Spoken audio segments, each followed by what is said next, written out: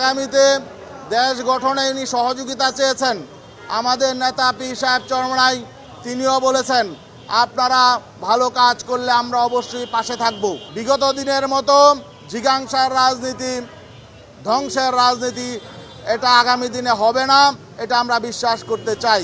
আমরা মনে করি জনাব তারেক রহমান তিনি নির্বাচনে সংখ্যাগরিষ্ঠতা পেয়েছেন। এখানে যদিও কিছু ত্রুটি বিচ্যুতি হয়েছে, এই বিষয়টা আমরা বলেছি যাতে এগুলো সুষ্ঠু তদন্ত হয়, নিরপেক্ষ তদন্ত হয়।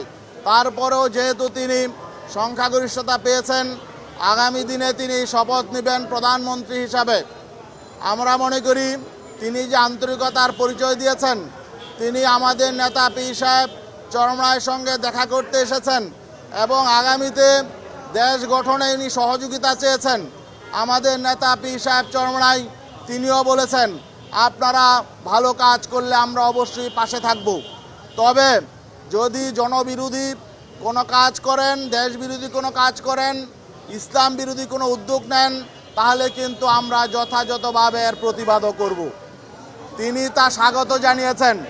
তিনি বলেছেন অবশ্যই রাজনৈতিক দলগুলো স্বাধীনভাবে রাজনীতি করবে, তবে প্রতিবাদ করার আগে, আন্দোলন করার আগে আমাদেরকে আলাপ আলোচনা চালিয়ে যেতে হবে। আমরা বলেছি অবশ্যই আমরা একটি নিয়মতান্ত্রিক রাজনৈতিক দল, আমরা অবশ্যই গঠনমূলক রাজনীতি করব। আমরা নিয়মতান্ত্রিকভাবে সরকারকে ভালো কাজের পরামর্শ দিব এবং দেশবিরোধী জনবিরোধী কোনো সিদ্ধান্ত নিলে আমরা তা আলাপ আলোচনার মাধ্যমে সমাধানের চেষ্টা করব। আর যদি সেই সমাধানের পথে সরকার যেতে না চায়, তাহলে অবশ্যই জনগণকে নিয়ে আমরা প্রতিবাদ করব ইনশাল্লাহ। আমরা আশা করব আগামী দিনে নতুন রাজনীতি হবে, সৌহার্দ্যের রাজনীতি,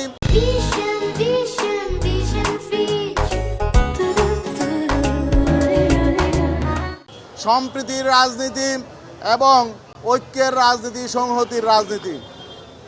বিগত দিনের মতো জিজ্ঞাসার রাজনীতি, ধ্বংসের রাজনীতি এটা আগামী দিনে হবে না, এটা আমরা বিশ্বাস করতে চাই।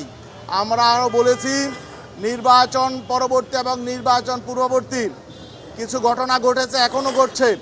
তিনি বলেছেন আগামীকাল আমরা দায়িত্ব গ্রহণের পরে আমরা কঠোর হস্তে সব নিয়ন্ত্রণে নিব।